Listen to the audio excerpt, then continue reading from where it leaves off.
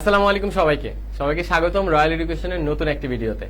আজকে আমি কথা বলবো শেষ মুহূর্তে, এই যে পরীক্ষার আর বেশি দিন বাকি নেই, এখন আইসিটি যে সাবজেক্টটা, এই সাবজেক্টটা আপনি কিভাবে প্রস্তুতি নিতে পারেন, মোটামুটি কিভাবে প্রস্তুতি নিলে আপনাদের আইসিটিতে এ প্লাস কেউ ঠেকাতে পারবে না, এই ব্যাপারে আমি একটু আলোচনা করব। যেটা করতে হবে এখন সবার শুরুতে আপনার বেসিকটা ক্লিয়ার আছে কিনা, আপনি কিভাবে প্রস্তুতি নিচ্ছেন, কোন কোন চ্যাপ্টার কিভাবে পড়ছেন। আমাদের মোট 5টা চ্যাপ্টার আছে, মোট 5টা চ্যাপ্টার কিভাবে কি পড়বেন আমি অন্য একটা ভিডিওতে ইনশাআল্লাহ ওটা নিয়ে ডিসকাস করব। কিন্তু 5টা চ্যাপ্টারে আসলে কি পড়বেন বা কোন কোন টপিকগুলো দেখবেন বা কিভাবে পড়বেন সেটা নিয়ে আজকে একটু কথা বলি। শুরুতে যেটা করতে হবে, অবশ্যই বেসিকটা ক্লিয়ার থাকা লাগবে। 5টা অধ্যায়ের বেসিকটা ক্লিয়ার থাকা লাগবে। এরপর আপনারা এই কম সময়ের মধ্যে যেটা করতে হবে সেটা হচ্ছে বোর্ড কোশ্চেন গুলো বেশি বেশি করে সলভ করতে হবে। এমসিকিউর ক্ষেত্রে, সিকিউর ক্ষেত্রে, উভয় ক্ষেত্রেই চ্যাপ্টার ওয়াইজ বোর্ড কোশ্চেন গুলো সলভ করার চেষ্টা করবেন, তাহলে বেসিকটা ওই জায়গাতেই ক্লিয়ার হয়ে যাবে।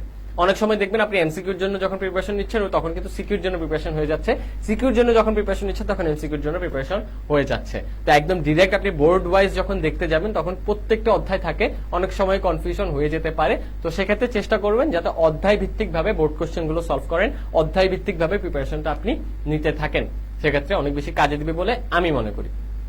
এরপর আর কি করতে পারেন, এরপর যেটা করতে পারেন সেটা হচ্ছে গিয়ে আইসিটি যে বই আছে, আমাদের বই, বিভিন্ন ধরনের বই, বিভিন্ন রাইটারের বই আছে, প্রতিটা রাইটারের বই থেকেই বিভিন্ন কোশ্চেন গুলো থাকে, কমপ্লেক্স কোশ্চেন। ওই কমপ্লেক্স কোশ্চেন গুলো আপনি সলভ করে ফেলতে পারেন।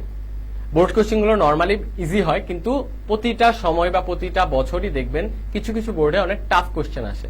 আপনি সেই টাফ কোশ্চেন গুলো সলভ করার চেষ্টা করেন, তাহলে আপনি দেখবেন ইজি কোশ্চেন গুলো আপনি এমনিতেই পেরে যাচ্ছেন। কারণ প্রতি বছরই কোনো না কোনো বোর্ডে দেখা যায় অনেক বেশি টাফ কোশ্চেন চলে আসে। তো সেক্ষেত্রে কিন্তু ওই বোর্ডের স্টুডেন্টদের জন্য এ প্লাস পাওয়াটা একটু কষ্টকর হয়ে দাঁড়ায়। তা আপনি যখন কঠিন কোশ্চেন গুলো সলভ করে ফেলবেন, তাহলে যে কোনো বোর্ডে আপনাদের বছরে বা এই বছর যদি কঠিন কোশ্চেন চলেও আসে, আপনাদেরকে কেউ ঠেকাতে পারবে না ইনশাল্লাহ।